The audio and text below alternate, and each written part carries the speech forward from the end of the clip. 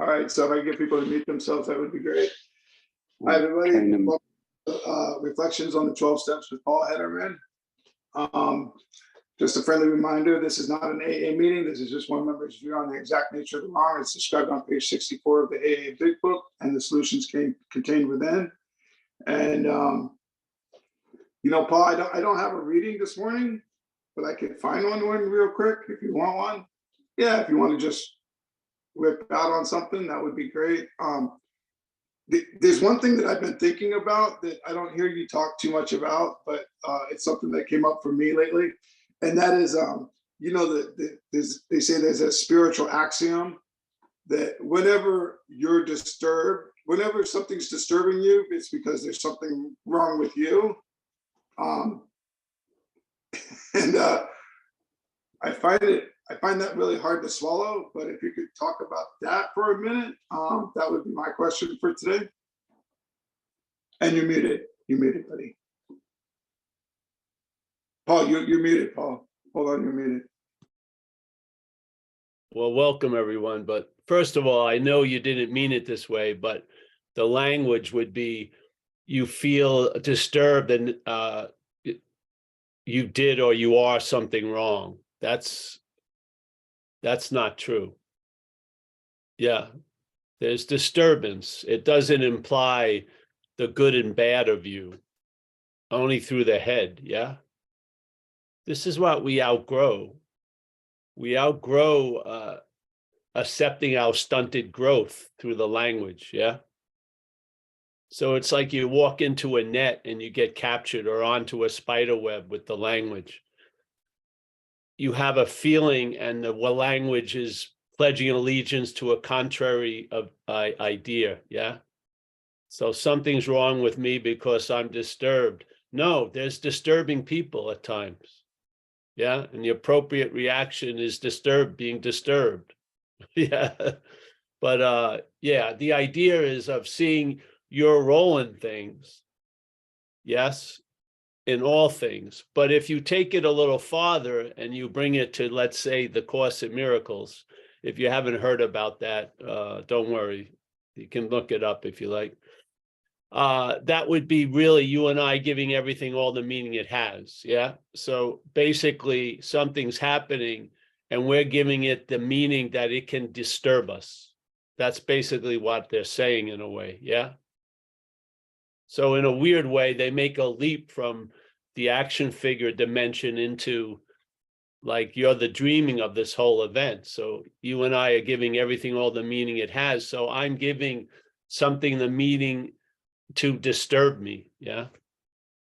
So this is what we can outgrow. If you keep thinking there's disturbing events, you can try to manage and control your life so that there won't be any disturbing events, but you'll be disturbed about all that managing and control. Yeah. So you can't, it's an event is an event. Its ability to disturb has a lot to do with how we see it. Yeah. And this is what AA is doing. It's trying to change a new attitude and a new outlook, which obviously would be basics or foundational aspects of seeing how you see things. Yeah. So a new attitude and an outlook, a new freedom and a new happiness. So basically, as a lot of times they say, alcoholism is a disease of perception. So you're perceiving something. Yeah. I'm not saying it's there or not, but you're giving a lot of meaning to it. Yeah. So you can give something the meaning that it can ruin your whole day. And then the next day, you won't give that same thing the same meaning. Yeah. Not based on the thing's condition, but on your condition. Yeah. Yeah. Don't you see that really? If we're at the mercy of outside conditions, there's going to be a desire to manage and control outside conditions. Yeah. But if you have, let's say, what I think imply in AA, a spiritual condition, that spiritual condition can outshine the circumstantial, the emotional and mental conditions. Will it? I don't know, but it can. Yes. Yeah. So I think that's what for me, it gets back to. Yeah. It's not like the seeing you're wrong in everything. I take that to be a self-centered point of view. Yeah. So if I'm disturbed, something's wrong with me. I'm not into that. But I see how we give meaning to things that then give that meaning to us. Yeah. So we give an event the power to ruin our day, and then it looks like the event ruined our day, but didn't we have a lot to do with it? Yes. As it says in the book, didn't we start the ball rolling? So, I mean, ultimately, this, even on a dog shit level, you can see the subjective experience of this. Yeah. That no thing is the same thing to us. Yeah. Usually. Yeah. It's given different meanings, isn't it? The same thing is given different meanings. And what overrides the thing in the experience is our meaning of it. Yeah. I mean, that's important to recognize. If you're walking around as an example of that power, it would be good to know. And I think if we realize how powerful in a sense we are, it would bring us to a humble state and see the value of turning one's will and life and power over to care of something that has, let's say, a wider scope, or a panoramic view instead of a myopic one. Yeah. It just makes total sense.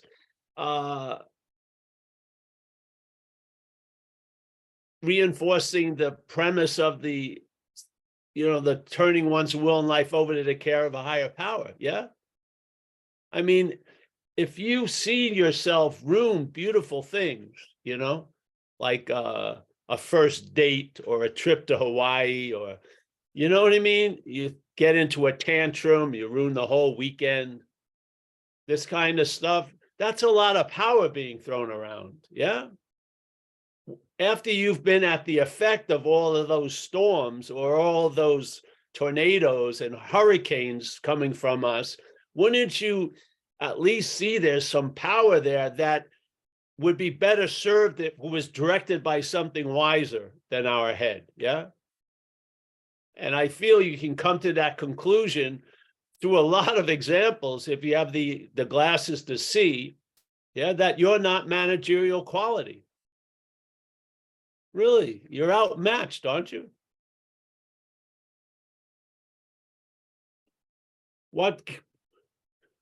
We are not actually outmatched. We get to the condition of being outmatched by being led by something that's not reliable. Yeah. So in the reliance on self, it produces a lot of effects because it's not reliable. So self-reliance has failed us. That means it's not reliable. Yes. And it can do it in multitude, tons of ways, but you've got to see the basic pattern is something has failed you. Yeah. The trick with this is what fails us is talking to us as us. Yeah. We're living as if we're that which has failed us. So when there's a failing, we think we are wrong. You see it? You see the misdirected ownership?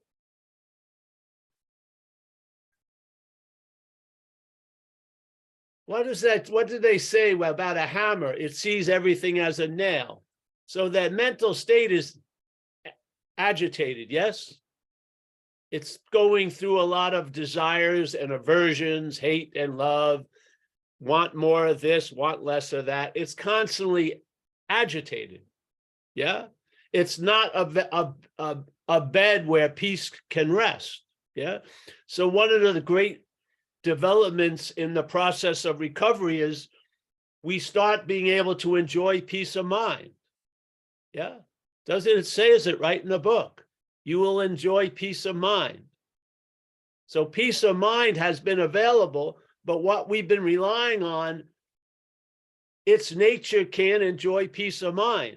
it gets anxious about maybe there won't be any peace later. Yeah. It doesn't respond appropriately. Truly. Yeah. It makes mountains out of molehills and does a lot of freaking shape shifting about things. I mean, if you had a gun in your hand that shot like 800 rounds in a second, and you recognize your own condition, you'd probably hand that gun over to someone wiser or knows how to use it, right? Before you shoot yourself up and everything you love. Yeah. So look at what alcoholics do. Yeah. They're not even at Thanksgiving, but they dominate the whole Thanksgiving because all they do is talk about the alcoholic. The alcoholic is a giant, black hole. It sucks energy. Whatever poor comet or planet comes near it, it's going to get sucked in. That's why all these sister programs were produced. Al-Anon, codependency. This is when you get too close to the event horizon, you get sucked in. Yeah, we're like a maelstrom going off. That's power. It's best to be surrendered to something that can wield it better. Yeah. There's nothing wrong with us. We don't have an enlightened view. We're struggling under a self-centered view. Yes. All of us are doing the best we can. We're struggling under it. There's an easier, softer way. Yeah. Recognizing the failure of what has been relied upon and ask for the grace and the willingness to be removed from that reliance, and then move towards reliance on the infinite. And that will be an intimate, based on your own feeling and sense. Yeah, there's no rote answer of how it looks like when you're relying on the infinite. That's the beauty of it, yes? But rest assured, you'll have the ability to enjoy peace of mind. Yeah, you'll be available and present, therefore of service. Yeah? And now your eyes won't be so clouded, so you'll see the fruit of recovery, and then you'll recognize the tree from it. And you'll recognize the diagnosis they spoke about. Why are you in so much fear today? Isn't it because self-reliance has failed you? Will not just be a mental exercise, it will be an intimate observation you have. Yes? Yeah. It will be as clear as day. And what do? I don't know. Start with nothing first. Just admit you're outmatched. Yeah. This is not a call to remanage your life. It's a call to admit you're not managerial quality. They're completely different. Yeah. And that to me is the theme of recovery. It doesn't change. You don't get the reins of your life again. Thank God. Yeah. Something else is directing us. Fantastic. It's doing a damn good job. Look at what all of us, if all of these people in these squares today were actively let loose in their society, in their community, they'd be fucking something up. Some on a grand scale. There'd be some fucking ill-advised burglary attempts. You'd be caught before you even got into the bank door. All this shit would happen. Yeah, we'd come up with some incredibly great ideas that jackpot us like that. But here we all are, having the luxury to listen about something, hopefully about what we're not, self. So that maybe you finally recognize it as not you and stop calling its manifestations yours. And there you go, you're on your way. That's clear. That's a clear view to me. Yeah. I do not think it's a clear view when it says in the book, resentment is a manifestation of self in one's life, and we still hold it as ours. I do not see that as clear. I don't. Yeah. So, yeah. So, yes. If I find myself disturbed, I did something wrong. I'm not into that second part. Yeah. There may be disturbance. But this idea of being wrong and then trying to become right is the bondage of self to me. It's another aspect of bondage of self. You were the thief and you were really bad. Now you're like the policeman. Yeah. I think truly I've lived under both regimes. The policeman sucked more, really. Really.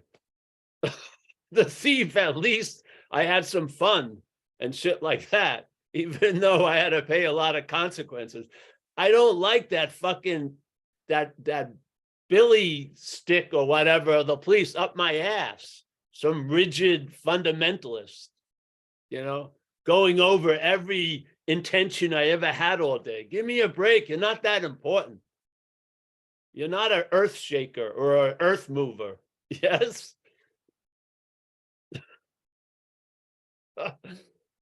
We're just drenched in self. We are. We drench. We swim in it.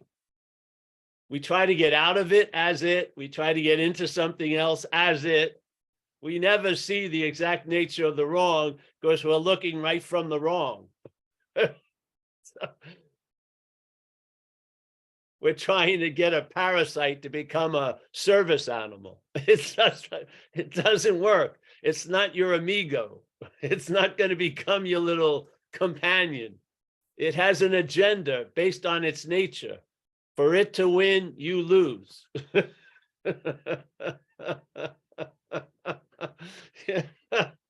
Have you ever made a deal with it? I'm sure you have. Has it worked out? Not well. You give it an inch, it takes a mile the next day. It's just it's sort of like they did before World War II when they tried to appease Hitler and then he just took everything. Poland, Denmark, yeah. Oh, take Poland. And I know you'll stop. And then he took the whole fucking Europe. This is like dealing with this thing. Oh yeah. First of all, you're living based on its scales. It's telling if you've done enough today or not. It's playing God constantly, isn't it? It even plays God with God completely. People they believe they've got to be in a quiet room with a certain scent, there's like maybe a Sai Baba incense. They got to have the right lighting. Who's playing God, about the appointment of being with God? You, the head is. God isn't telling you it's got to be perfectly, a soundproof space. We make it all up. And thank God we're not that makes it all up. So you can stop being beholden to it. Yes. It's just like if you're with somebody and they have kids and their kid does something that wasn't cool, they cover up for it. It's just a natural response. Yeah. The mother and father, they try to, oh yeah. No, your kid is a juvenile. Let's say, oh no, yes. You don't want to see it because your identity is linked to the kid. Yeah.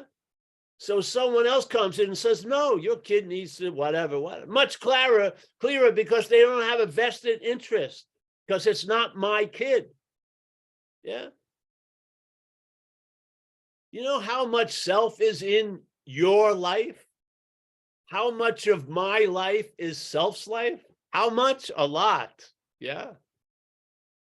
It's running the show, judging it, critiquing it, weighing if it has value enough to have you can watch an 1.5 hour movie. You can't watch an epic. No fucking way. You didn't do enough today. Yeah. You didn't work hard enough. You shouldn't be off your feet now. You should be, you know what I mean? It's like you're getting whipped into condition. I see it as slavery. I'm just over with all that shit. I mean, seriously, after 35 years of sobriety, there's the possibility there'll be few resentments on the horizon. And what you'll be dealing with is false evidence wanting to trigger a certain anxiety. You're not going to have that much fear unless I go in the water and I meet a shark. Yeah. Then the fear is there. But I'm not going to be fucking completely paralyzed by thoughts about next week. I'm just not. Yeah. Even though the head may have thoughts about next week, the power has been taken from that and put somewhere else. Yeah. And that power now enriches my Thursday morning. It does. I come here and I can enjoy this lovely little community, see people I like and meet other people. I mean, shit, can you imagine if you had tons of shit to prove? You couldn't take this time out. You have to be trying to get some credit from the God player. Yeah. Just give me a break. It's slavery. Jesus Christ. Who told you that you had to do so fucking much? Just, Jesus. So yeah, that's how I see it, Michael. Really, the revealing was how you felt. If you're disturbed, there's something wrong with you. I would cut that. Those are two different pies. Yeah. Yeah. Being disturbed doesn't mean what your head says it means. It doesn't really. Yeah. It means disturbed, not wrong. How does it get to wrong from disturbed? I don't know. It's amazing. Eh? I feel uncomfortable. It's a lifelong depression setting in. It's like throwing Hail Marys all the time. It's just oh, oh. Oh, it's amazing, really. How can you live under that?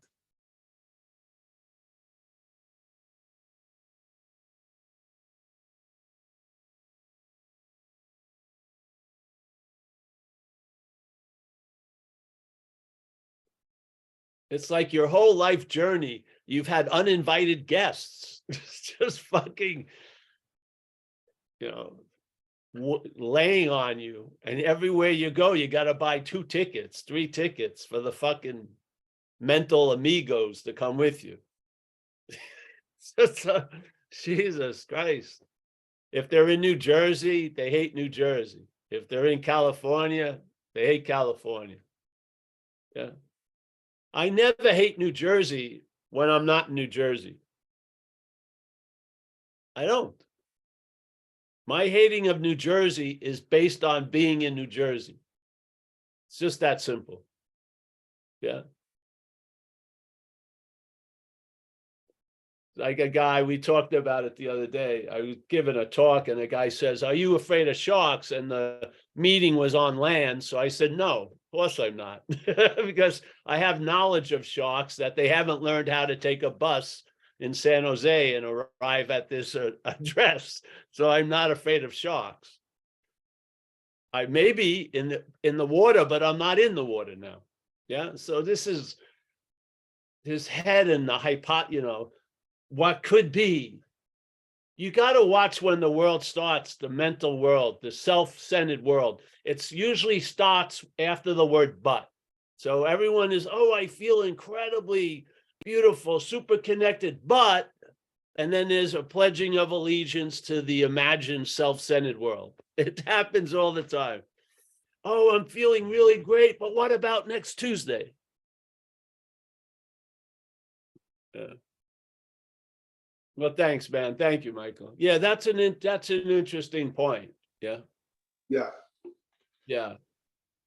I'm not a believer that, just to bounce on that, I'm not a believer that we are the problem. I'm not a believer that we manufacture our own misery. I do not believe we're doing almost any of it. We're used for transformation, but I do not believe we're the ignition. Yeah, I don't. I think something has taken over the console and is pushing the buttons, and we get left holding the bag, tell you the truth. That's my deep, deep experience of it all. Yeah. So we came up with the word parasite. You could call demonic possession, whatever you want to call it. But to get a sense that it's other than you is very valuable, to realize that you can be free from it, because you're not going to be free as it, obviously. Yeah, it hasn't worked and it's not going to work. Yeah, self can't get out of self. So what's one to do? Really get it. Self can't get out of self. And then you'll see that all the outdoors aren't the escape. The escape is not in. Yeah. You're not what you think you are. I'm not, and it's not even you thinking you are. It's not what the thoughts are. Yeah. Thinking about. You're not that. Yeah. So what happens? You lose interest in the mental condition. They give a name of another condition called spirit condition, spiritual condition. The spiritual condition, it's sort of like a sun that hadn't arisen. It was blocked in like a mental eclipse. And now the sun arises and brings clarity to a lot of shit that was quite confusing. Yeah. And now you realize that you're outmatched and you're not managerial quality. And it's great news to admit it. Yeah. Great news. And then the burden is lifted. Yeah. And maybe you can look at life as what you can contribute to it. Or maybe you can be available for another. Yeah. Stuff like that. Yeah.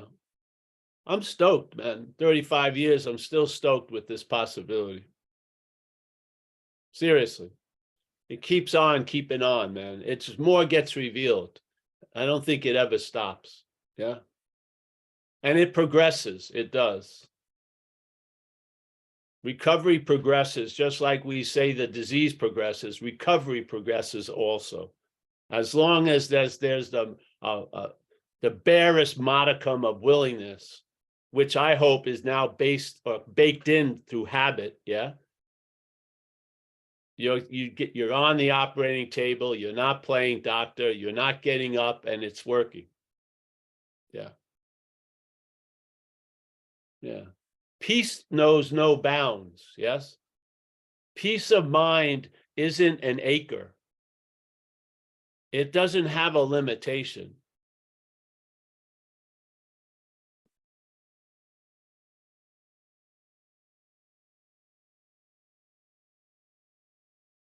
There's like no bottom in peace. Yeah. There's no stopping. It's just, yeah. So we now have the ability to enjoy peace of mind. Let's have a lot of gratitude, right now. What an incredible gift to get back. The ability to enjoy peace of mind. It's not saying to make peace of mind. Peace of mind has always been available. We just didn't seem capable of enjoying it based on the slavery to self. Yeah. Hopefully those bonds are broken. And now one of the many abilities that you find, one of them is the ability to enjoy peace of mind. Yeah. Pretty sweet, eh? Yeah. All right, Mike. Anyone? Yeah. I don't see any hands up right now, but if you'd like to ask Paul a question, or if you have a small comment, please use the raise hand feature and we'll squeeze you in. Noah, careful driving, buddy. Thanks. Noah, drug addict. You guys hear me okay? Yes. Yes. Yes. Yes. Okay, cool. Yeah, thanks, man. Good to hear you. Good to see you. I say that well, I've been experiencing a lot of the conniving appropriation that selfing does in terms of art. I'm a musician and a poet, and I got into it because it's this really deep thing that has nothing to do with me, right? And before I could even really articulate what that was about, the experience of becoming fascinated with a piece of art or a piece of music is one of totally disappearing, right? Like what it feels like to write a song from an honest place. It doesn't feel like designing a nuclear bomb. It feels like taking dictation from something that has nothing to do with me, right? It's like this information's appearing, it's coming through, and I have a pen or I have a guitar or whatever, and I've done some practicing, I know what to do with the pen and I know what to do with the guitar, so I put down what I hear. The problem is you get accolades for it, you know, and it becomes involved in your livelihood, and it becomes involved in your identity. And all of a sudden you become a musician, then you're carrying around this thing that has a rubric of success or failure, of worth and not worth. And it's bizarre that something so pure can co-evolve throughout your life with something so fraught with insecurity. And you know, all of that insecurity is like, every time there's that pang of like, is this good? Are people gonna like this? I suck, or I'm the greatest. It just reifies this sense of I, you know, the whole way through. When all along, when you finally are able to, you know, in a really good performance, you're able to just disappear and let the thing flow through. And it's so beautiful when that happens, you know.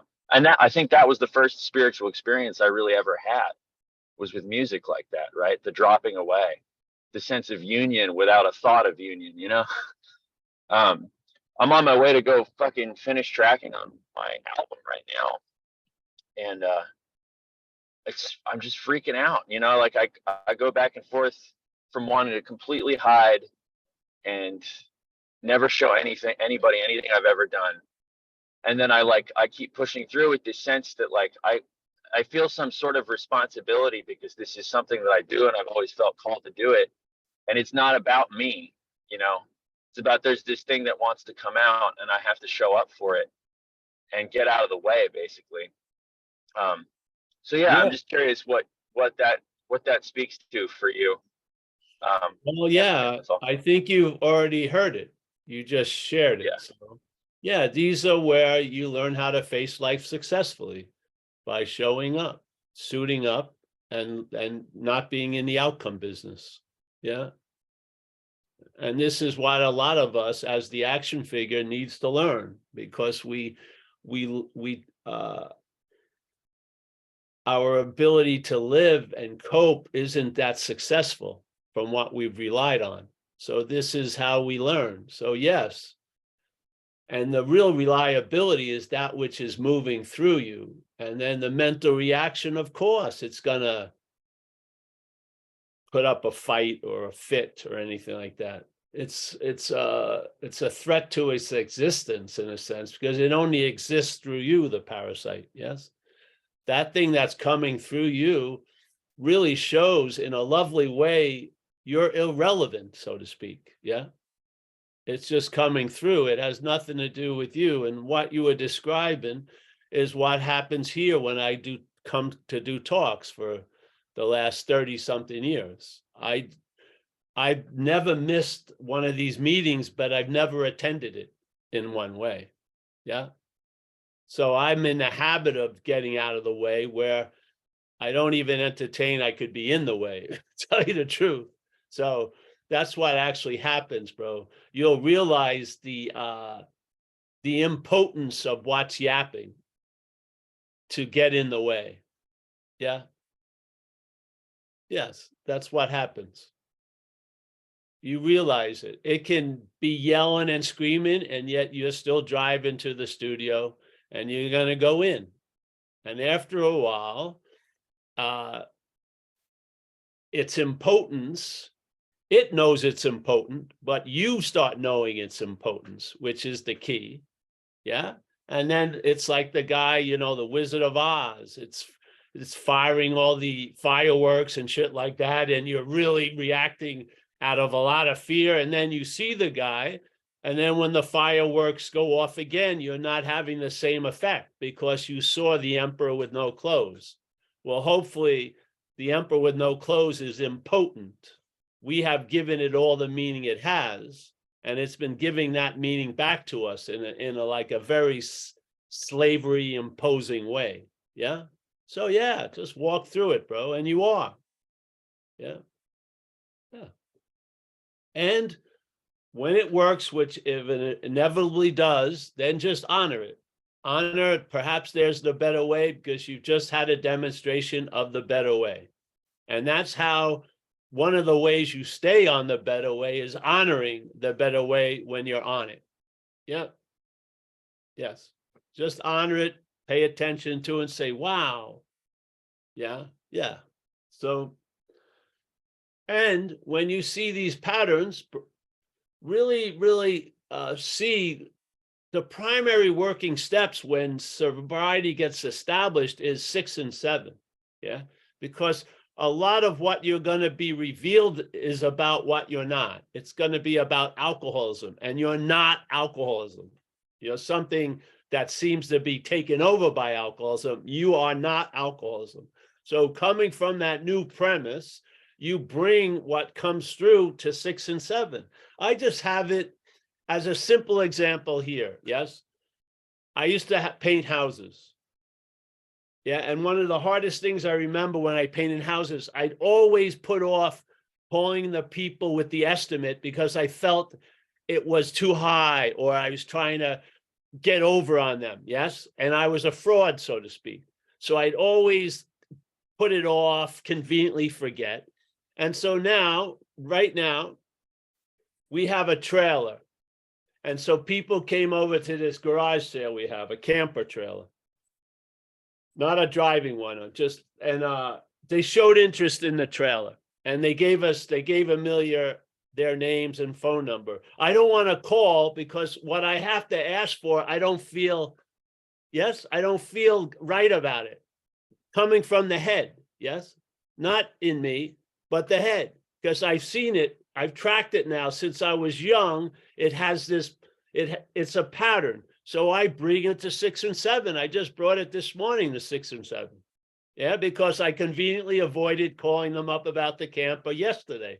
And my head's trying to conveniently avoid calling them up today. And it draws this whole thing out. Finally, I do it, or finally, the paint job got done and everything. But it was just, it was like having to see a failed one-man play over and over again. It's, you know what I mean? I'm tired in a sense. So this is what happens. If you're into this working aspect of the recovery, I'd really start using that recycle bin called step 6 and 7, and put the shit that's coming through or being noticed into that, and see how it can be reconfigured and put to a different use. Yeah. Yeah. So I'm a big believer in that, as if you're in the real active aspect of recovery, 6 and 7 becomes the most dominant active working steps, I feel, after time. You're not doing big fort steps every day, but you will probably find yourself doing steps in 6 and 7 every day. Yeah. Because, it says more is going to be revealed. And a lot of what's revealed is about alcoholism. And then you can turn it over to that higher power. Yeah, it's great. It's like you are an incredible natural resource that's been put in wrong hands. So now we're in the process of having us as a natural resource put into good hands. Yeah. And to honor the successes and the demonstrations of it working, I feel are very valuable, because the head will forget a miracle in a half an hour. It has a very strong bias to concentrate on, let's say, called the contractive or the negative side. Yeah. So as a participant in our own recovery, we need to honor the demonstrations of change, I feel. Yeah. All right, bro. Yeah. Put out some music and send some to Zen Bitch Slap. We'll put it up on our website. That's one of the things we do. If you have anything you've written or you want it posted, we'll post it on our website. And let other people be the judge of it instead of you. Yes. Yeah. All right. Thanks, Noah. I've always have a fondness for you because you're a real addict. Of the hopeless variety. It's important that we stay sober a day at a time. All right, Mike. Yeah, thank you, Noah. Drive safe. Oh, next up, Ed. Ed, come on in. Hi, can you hear me? Yes, Hi, yeah, I'm Ed, alcoholic from London. welcome, Ed. Thanks.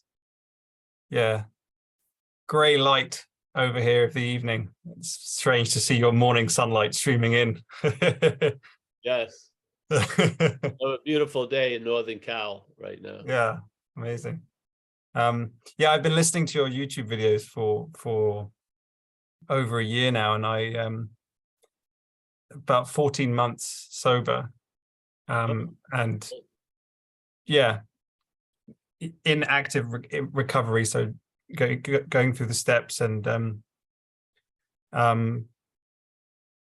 yeah, I've just found your videos, so the message that comes through is so fresh and clean, and so pointing to that, you know, the whole burden of that we believe that we're self, and then all of the stories that come out of that, which seem so real, to have that just constantly ringing through on these YouTube videos, and now to join live, you know, it's helped me so much. And I don't really hear it that much in the physical meetings I go to. I go to a meeting most days in London, and it's always very touching in a way. It's always very good to be in that connecting space.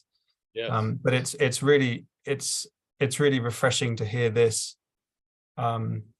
so often and so clear, you know. And just that 6 and 7, you know, my sponsor often says it sounds like a cop-out, doesn't it? But it really works, you know. It's like basically every morning when I wake up, and since I can remember, I've had this just tightness in my stomach. I'm sure everyone can relate, just this feeling of me, and this sort of muddy sort of heaviness, and always trying to work it out, like, oh, what can I do? Well, I have to get free of this, and all this kind of stuff. And yeah, I just sort of, I think it's just stopping very, very, very gradually. That whole identification is just, there's just more and more space around it.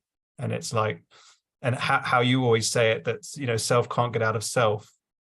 But then I see, okay, yeah, that's not me, right? So be free from it. And it's like, well, who's talking to you right now? You know.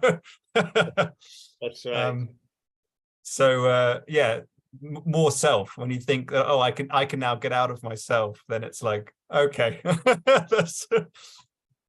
That's right. Let that be seen by awareness as well, you know. But yeah, basically just to show a lot of gratitude, you know, Yes. and patience, you know, because things keep coming up, and it feels like, oh, I should be free of it, and then there'll be nothing else. And it's just, I think that's just a lot of self, again, trying to work things out. So I'm just, yeah, day by day, and I really appreciate these meetings. They're really fantastic. Yeah. Well, great. Thank you. And you know, if you just walk to the shore, you'll see the tide is coming up. Yeah. Mm. Don't have to have a big story. You'll just see this, the wets, you know, you'll see the waves are moving up. Yeah. Mm. Without you doing much. Really, to me, the 12 steps are really to have you sent around the corner for a sufficient enough time for things to get rearranged. Seriously. Yeah. It's just really keeping you busy with the working steps. So Yeah. something else that's really working can do its job, so to speak. Yeah. Right. Yeah. Right. Yeah. Well, thank you, man. I really appreciate it. And it seems obvious to me it's working for you. So great. Mm. Yeah. That really is. Yeah. Thank you. I love the sense of the loving God at an AA meeting. Mm. But I do find sometimes a lacking of understanding. So Yeah. here we can, on this platform, we can throw an understanding in. We're not trying to replace that loving presence, but I think as an understanding directed by that loving presence can go a long, long way. It can be very valuable to see. Really valuable. Yeah. So Right. yeah. Yeah. Great. Thank you. Yeah. Thank you, Ed. We're here every Tuesday and Thursday, and if you check Paul's website, zenbitchslap.com, you'll find some other events that he hosts. Thank you so much. Next up, we have Kathleen. Hi, thank you. I'm Kathleen, an alcoholic in Chicago. Kathleen? And hi, the parasite does not want me to talk right now. I'm like shaking. I don't know why, just super nervous, but I'm just really grateful to be back. I haven't been here for a while, and you know, sometimes pain brings you back to the spiritual solution. I mean, I go to meetings, I pray, I meditate, I do all that. And in my recovery, I have 18 years of sobriety.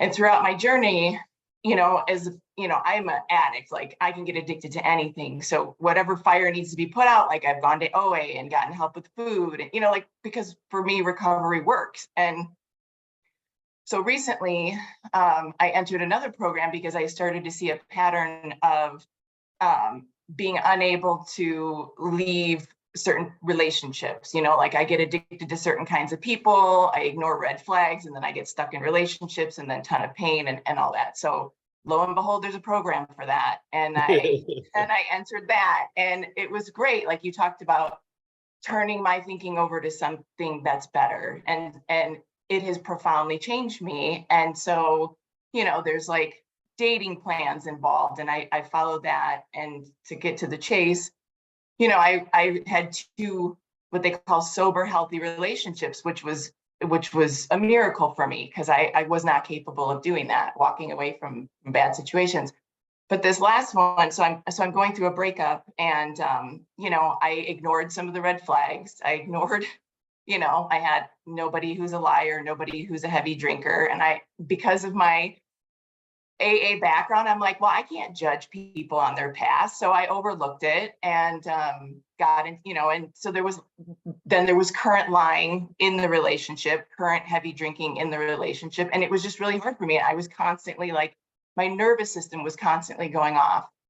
The beautiful thing is I ended the relationship, which was, again, miraculous, because I was honest the whole time, and I was praying the whole time, and I was aware the whole time.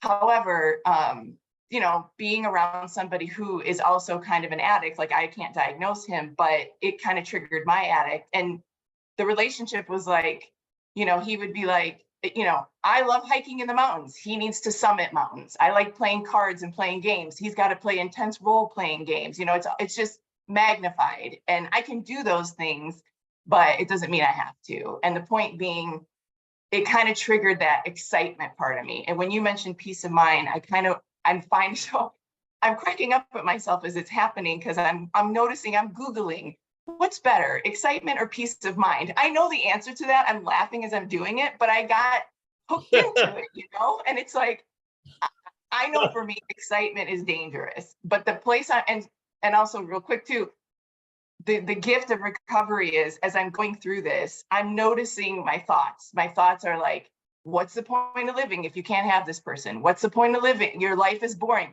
Same thing my thoughts used to say to me when I was drinking, you know, like when I quit drinking, when I quit smoking, when I quit certain diet Dr. Pepper. What's the point of living if you can't have these things? It passes. I'm in withdrawal, basically. So I'm grateful for that, because to me, that's the turning it over, that, because the pull is to be like, does he miss me? Is he going to get with somebody like me, like, was I the most important person in his life? Is he hurting? Like all that stuff. And thankfully, I'm able to go to, you're in withdrawal. It's not about him. Take care of yourself, you know, pray. So I've just been doing a ton of praying. So what I wanted to ask you, or just ask you to talk more about, if you could, is excitement versus peace of mind. Like that part of me just needs to hear. I know the answer, but just to hear it more. And then sitting in discomfort, knowing something will pass. Do you find that that's like a healing process? Do you find that, like, in your experience, I would imagine, as you're watching the thoughts and just sitting with the feelings that come up, like, I don't know, I'm just wondering if you have anything to say about that. Well, the second thing is, sometimes if you don't need to sit you should maybe do service, get involved, just let your attention and interest be withdrawn from that stuff and put somewhere else. Yeah. And the act of service tends to be able to do that pretty easy. Yeah. So that was the first. And what was the first one? Peace of mind versus Oh, excitement. the peace of the mind.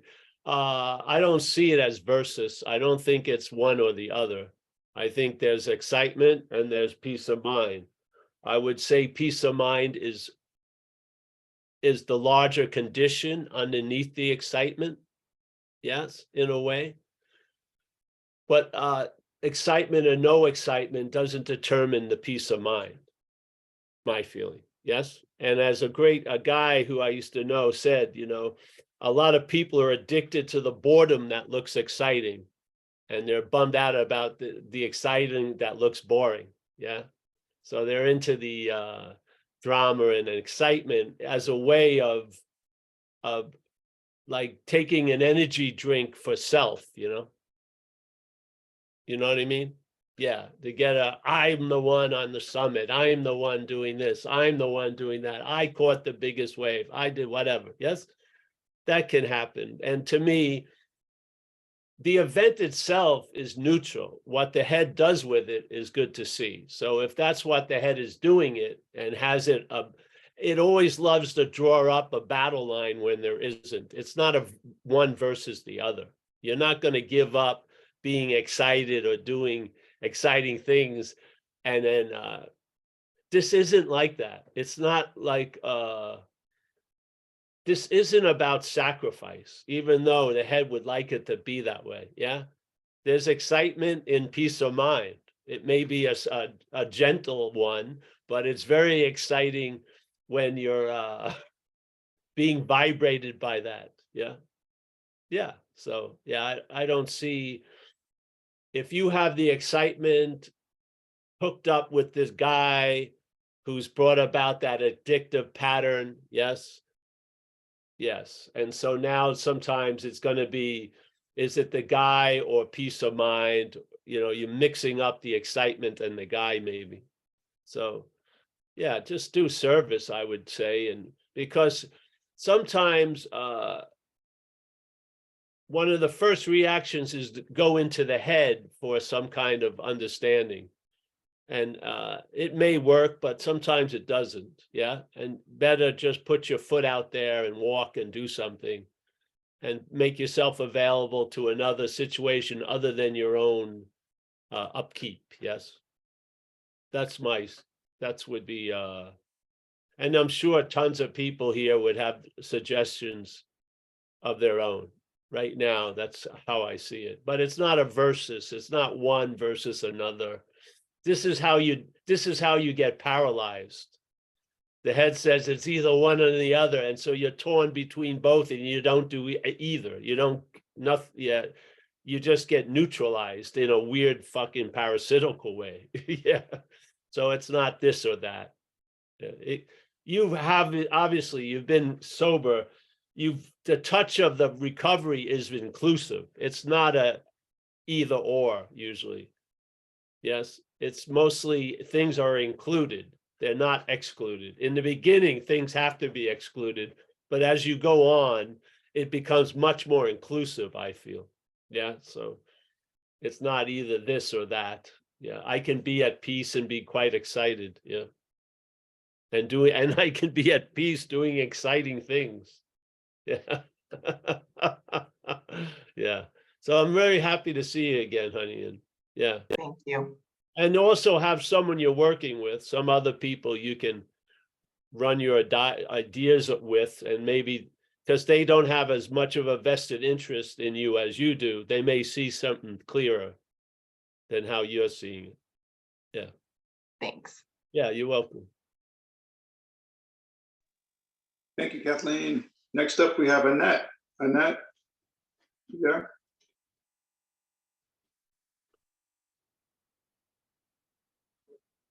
Maybe not. We'll come back to Annette. And Can you unmute me? Yeah, we hear you. Yes, we can hear you. You were unmuted. We just heard you. Yep. I just asked you to unmute. Okay, there you go. All right. Sorry about that.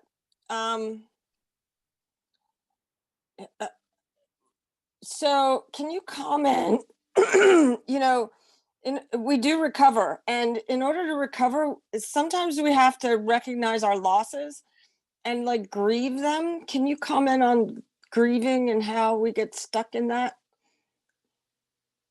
Well, I don't know if it's like a manifestation of self, or I don't know.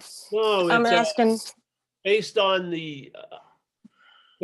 this whole event, seeing it real or unreal, it's still the event. There's an event based on separation, and then in separation, we grieve things.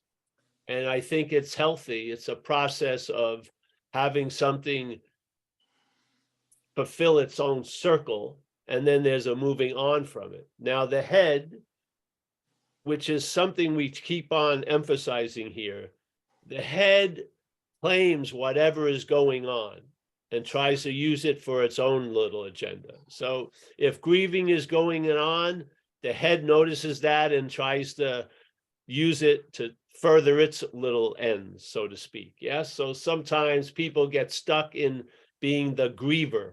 Yes. And now the thing has, the expiration date is overdue, and they're still engaged in this thing.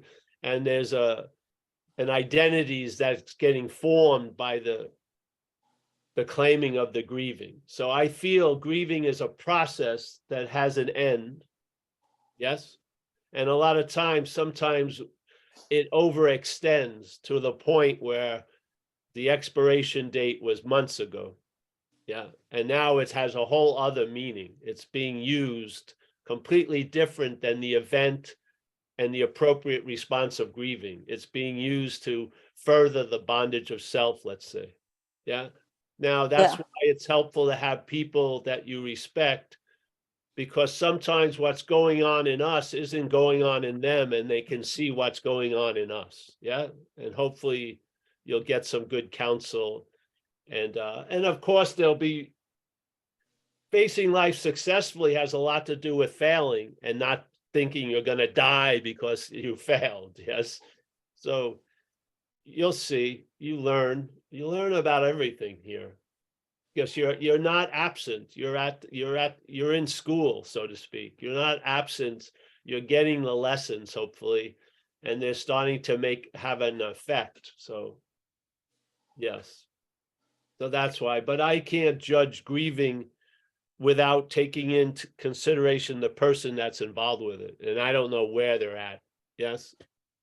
I can tell if someone calls me, if the head has commandeered the self, the grieving, and it's part of something else going on, because I get a smell of it or something. Something is off when I'm hearing the story again. Yeah. But I'm not, that's not the grievance, that's the person. Yeah. So it would be a singular event. Let's say a lot of people grieve, but each event, what I would say would be probably different. Yes. Yes. On how it's being used or whatever. Yeah. So I don't know. Thanks. We come before everything. We are the biggest influence of what comes after. We are. And if I put out this humble idea that the mental process has a movement, and what it does, it moves towards what's happening. So we are the trigger of this event called living. The mental state responds to that and claims what's going on to verify and use in its own story. Yeah. So, and it can be as distinct as life is happening, or a story, life is happening to me. Yeah. And so when it claims something, it gives it a meaning and it puts it to use. And that use and meaning may not fit you anymore. Yeah. And it would be nice to be able to break that contract of that old interpretation, because you've outgrown it. So there needs to be a recognition of how that activity that culminates in this idea of self works, because you have the eyes to see it. You are before it. You are not after its production. You are the awareness of its production. Yeah. And we're hopefully sharing and understanding and reinforcing it with these platforms of talks for years now, so that that understanding can actually have an effect in your own life. Not like an autopsy of 8 weeks later, but seeing it now. And when you see it, bring it to step 6 and 7 and ask that to be reconfigured, and you'll end up in a new place. Yes, and not instead of the same old, same old. Yeah. So it's very important, just like when Mike shared, there's a disturbance, and the way we've mislearned the message is, I'm wrong. Yeah, I'm not a believer in that. I'm not. I believe something's in us, almost like a parasitical movement, and it's living its life through our life. And it's constantly repeating how it sees things with the hopes that we'll adapt that to say, that's how I see things. And once the way it sees things is how I see things, that's the bondage of self. That's the bondage of self right there. And we just tell the truth about it and ask for that to be changed, because you can't change it as it. It's just going to morph into a resemblance of the same old again. Just like when you go over all your relationships, maybe there's a couple of glaring things in them, and the only constant in them all is you. Yeah.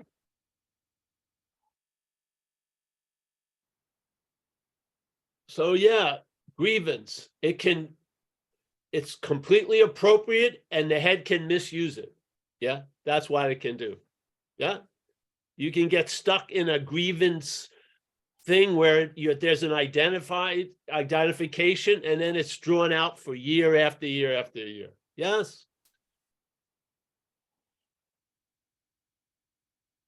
This is like mountains out of molehills. This is about, oh, I feel uncomfortable. It's the beginning of a lifelong depression. The head plays with time. It plays with shit. So you feel a little weird now. It says you're going to feel like this forever. You're going to be pretty fucking bummed out if you believe that, aren't you? Yeah. You're going to be really bummed out. And you may do something stupid but seems totally appropriate to the fact that you're going to feel like this forever. So, fuck, I'm going to get loaded. Yes.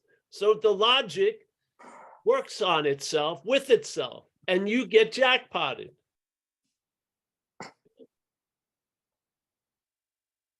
So now self-knowledge avails you nothing. Knowledge of self is very, very, very valuable if it implies it's other than you, to me. Yeah.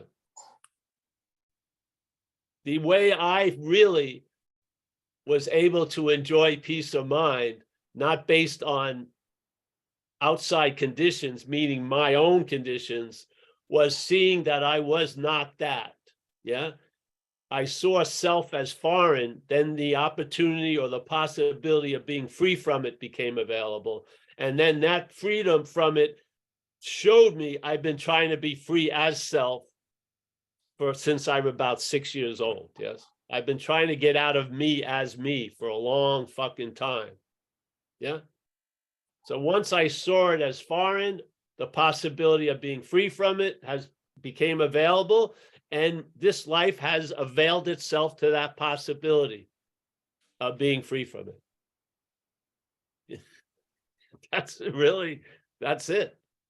Yeah. And I'm sharing it with you because I wasn't hearing it like someone else said at the meetings. I wasn't hearing a clear diagnosis of the exact nature of the wrong. I wasn't.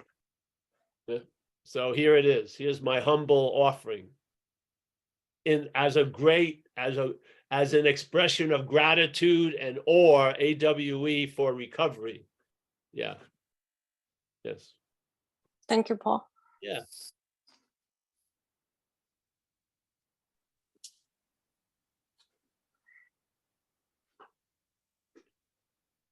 I love these meetings. You know, I do other meetings, but I love these meetings a little differently in a way. Because it's like an honoring of the effect recovery's had on me. And I'll just keep fucking coming back here if there's only just one person. Yeah. Because that honor knows no bounds, man. I have been moved. I was fucked. Yeah. I'm seeing people in my own extended family fucked now actively. I have met so many people, but most of those people were transportation, and I met alcoholism. I didn't meet the person. The person was veiled. They were covered over. And I talked to a lot of alcoholics, and I didn't meet a lot of Bills, Steves, Marys, and Joes. I've met alcoholism quite a lot. Yeah.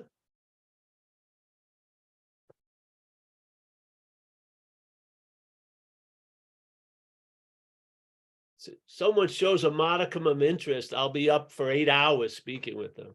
If you're not interested, I'll talk about the New York Yankees. I don't care. Doesn't matter to me. Yeah. But no pearls before swine, because people hear something and they're not ready to hear it. Then they think they know it, and then never want to hear it again.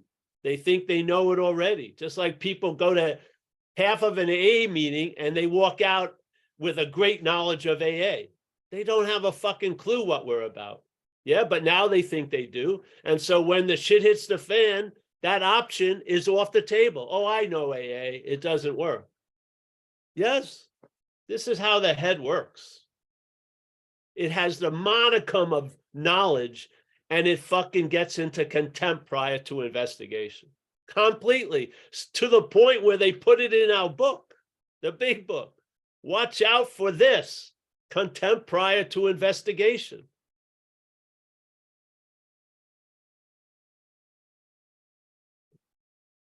So, yeah.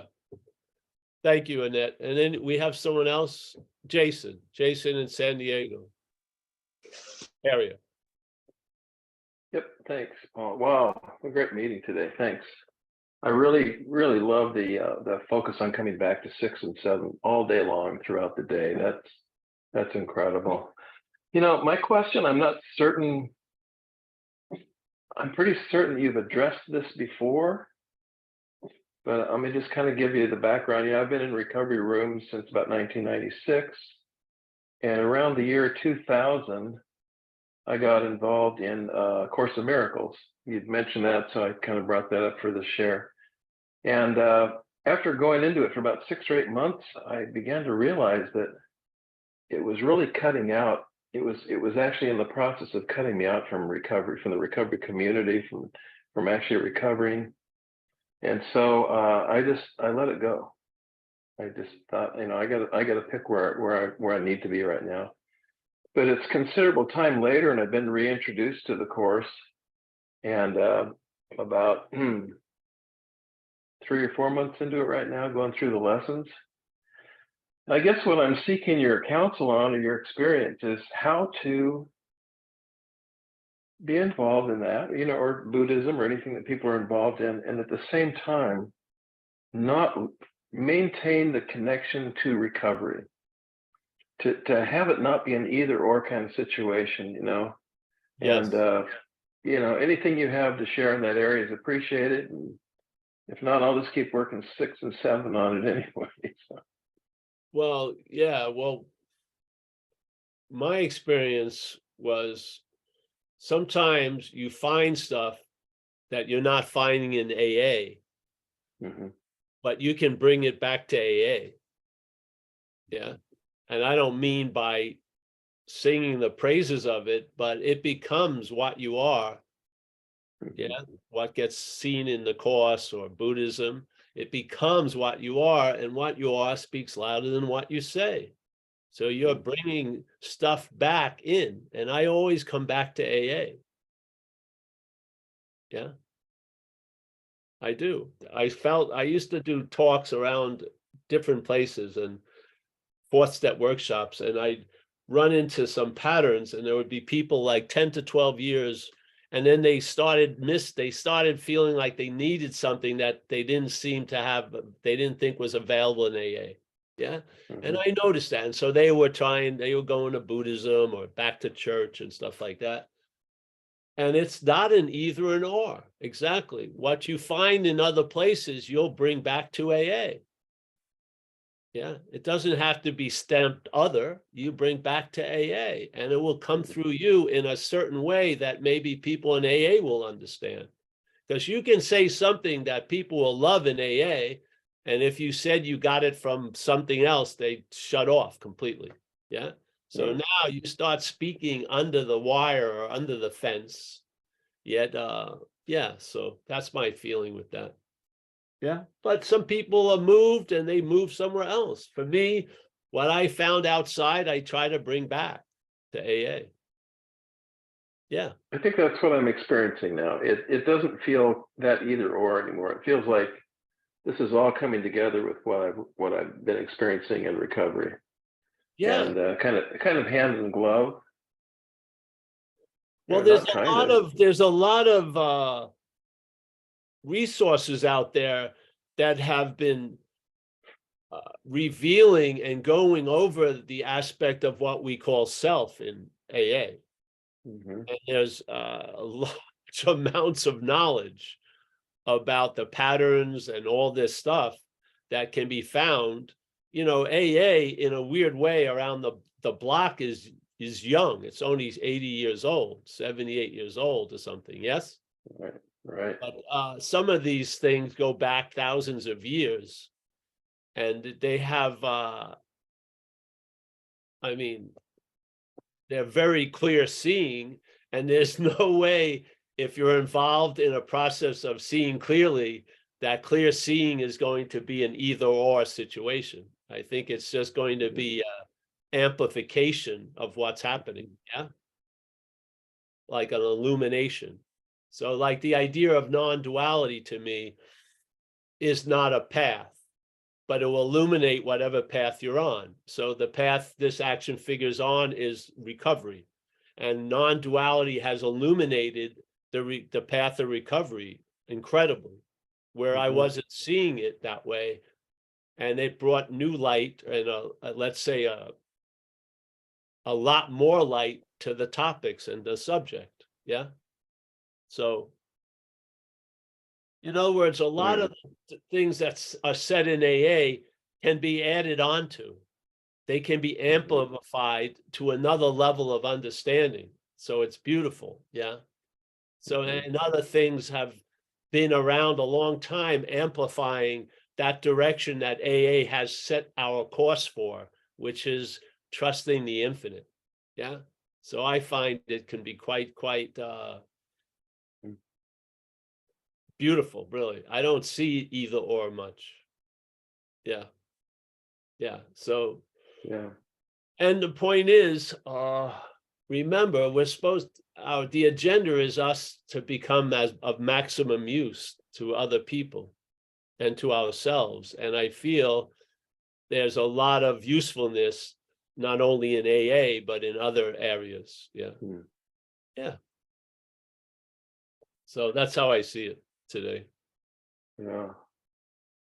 I mean, I have the most intimate feeling of being ripped apart was through addiction. Yeah. And the greatest demonstration of something that no human power could change, that something changed that, was in the getting struck sober and then meeting a way of life to extend that miracle for 35 years. On this level, that's the most profound thing that's ever happened with me. Yeah. I was a down and out, real addict, real alcoholic. It wasn't looking good. I had reached a point of hopelessness, and I was just going to try to keep myself loaded until I went to jail again, or institution, or death, basically. Yeah. And something intervened, struck me sober. That night, I was introduced to recovery, and I've been with it for 35 years. Yeah. That urge was removed. I've never had a strong feeling or thought about drinking alcohol or drugs.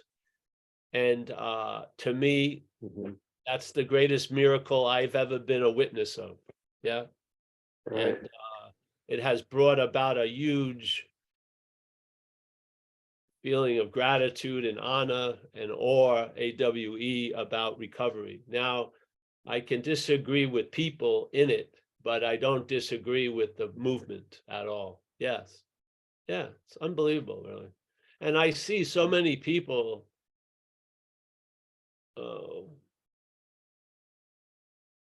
you have to, if you want to call it a disease, you have to see its uniqueness. The patient is the one that's defending the disease the most. It's an amazing disease that the patient is cast as the greatest defender of the disease. The biggest obstacle to the cure of the disease is the one who has the disease. That's some insane mojo, eh? Really. I mean, and yeah, we need a good dose of true alchemy, which is to turn our will and life and the contents of our lives over to the care of something greater than ourselves, so that it can comb through those contents and change what needs to be changed. Yes, because we can't do it, obviously. We just try to change our feelings without changing the underlying condition. We keep trying to change the surface as if it's going to change the bottom. It doesn't. It's fucking like icing on a cake. It doesn't change the fucking cake at all, only to the eater of it. Yes? Yeah, frothy emotional appeal. Yeah. It's nothing. So this thing is talking to us as us. I mean, cancer does not do that, I don't believe. I don't have cancer, I've had it, but I don't believe a lot of shit. Yeah. The flu doesn't talk to me as Paul. I tell it, I know I have a virus or a flu when I'm under it. Yeah. We don't know what we're under. We don't. We're the last one to know.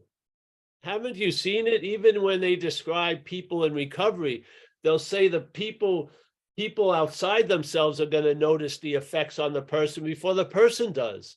We're sort of out to lunch, isn't it? So whatever can help. I mean, I think AA is a huge umbrella. We're the ones that make the toll gates and the doors. I don't think AA does. Yeah. As the movement it is. Yeah. So I know this much, that the work and the depth of the work has allowed the course to speak to me in a way that it couldn't 20 years ago. exactly. That's right. And then the course is allowing AA, or the 12 steps recovery, to open up to me in ways that like you said, that I wasn't seeing from being strictly just in recovery. You know, it's quite fascinating. Yes, this is what happens. So everything gets put to good use. And the main movement is a migration of interest to the infinite and departing from the finite self. That's it. Yeah. So, yeah. The principles in both strike me as identical. Really. Well, I was involved with like a Course in Miracle cult, so to speak, and the leader of it was from AA. And so we used to they actually were trying to do that. They had the two blue books, one course, one AA. We were holding meetings, and then also the Course in Miracle shit. It was it was crazy, but that's what had me interested in it, really, was the emphasis of recovery. Yeah, it was cool. It was a powerful combination, the course and recovery. Yeah. Two blue books. Both And a lot of people in recovery get attracted to the Course of Miracles. It's true. That's something I've noticed. Yes. Yeah. All right. Well, thanks, man. Thanks, brother. Appreciate it. I think we're going to end now, eh? Yeah, that's all, Paul.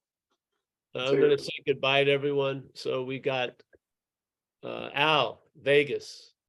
as always. Thank you, Al, for sticking with us. Kerry, always a pleasure.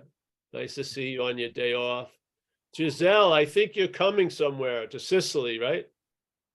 Yeah, it's on now.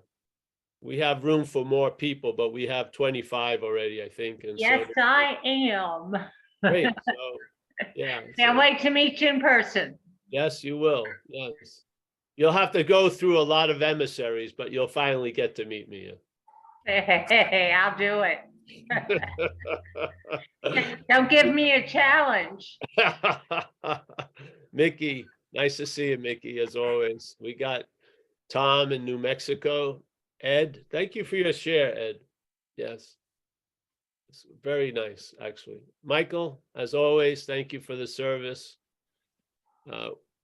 Why this is working has a lot to do with Michael and Anu and Mickey and Kerry and other people who jump in and drive the boat, the Zoom boat for the day. All right, keep us from hitting the rocks. Kathleen, nice to see you, Kathleen. Yes. I'm also going to Sicily. Oh, you are? Oh, great. There you go. Fantastic. Fantastic. Yes.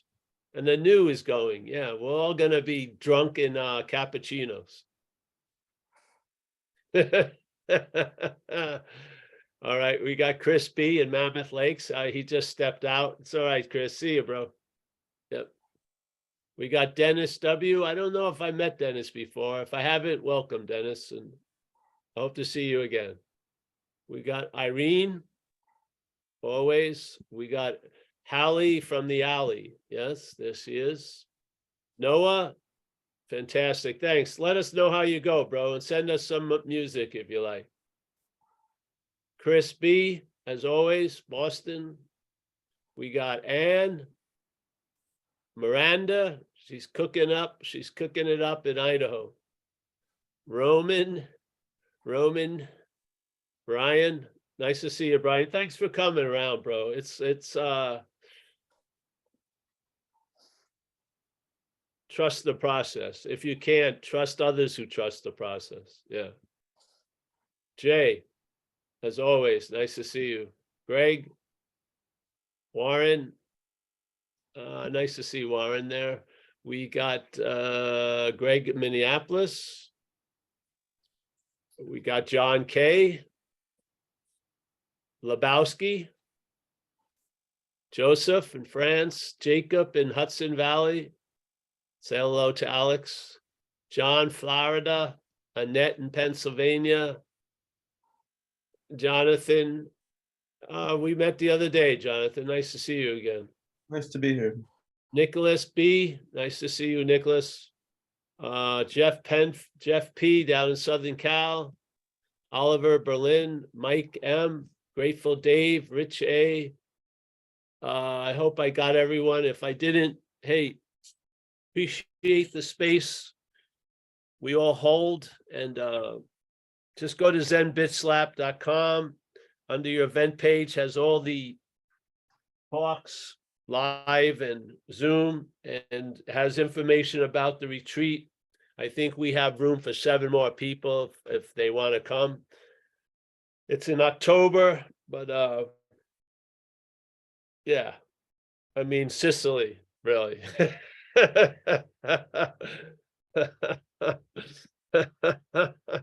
Sicily is more than enough. All right, thanks. See you guys. Bye-bye. Bye, everyone. Thank you. Thanks, Yep. Paul. Bye. Thanks, Paul.